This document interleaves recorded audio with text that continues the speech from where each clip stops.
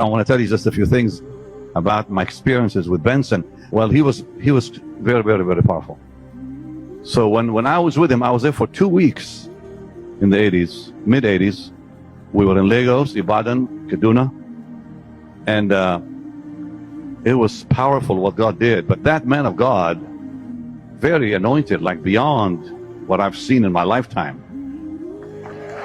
Truly. Oral told me this. Now, I didn't see this part, but the president of Nigeria at the time had said to Benson, he said, "We need rain. We have not had rain." Now, Oral Roberts was with him that day in Nigeria, and he said to the president, "You will have rain in two hours." It had not rained for months.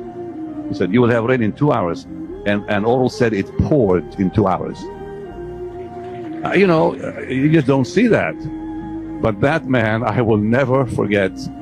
He prayed for a young man with asthma. We were sitting at what is called you were with me, a phone center. A phone center is the old things where you put all the plugs in the old-fashioned stuff, you know. So you had to wait a little while before you got a call. So this young man comes in, gets on his knees and says, "Papa, I have asthma." And Benson said, "Open your mouth," and he did. And I never seen this in my life. He slapped that man.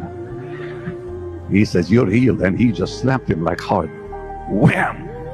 And guess what? The asthma was gone. That was the first time I ever saw a man slap anybody and they got healed. Wow. But anyways, he was bold in the Lord. But the most amazing thing we saw with him, Jim, come here a second. You were there. They probably won't even believe this one. Jim Sonero has been with me how many years now? December will be 37 years. He's a saint, this man. So we are flying to Kaduna. We get to the airport, and how many of us were together with him? 10 of us, or maybe more. He gets to the airport. Now, nobody has a ticket. Not one of us has a ticket. He gets to the airport. He stops the plane from flying out to Kaduna. A plane was ready to take off, full of passengers. He goes to the pilot. He says, "You're not going anywhere." And he kicks all the passengers off the plane. Huh? He said, you, go. And they went. And they all went. He kicked them all off the plane. He says to us, "Come on, take the first class cabin." So we fill the first class cabin.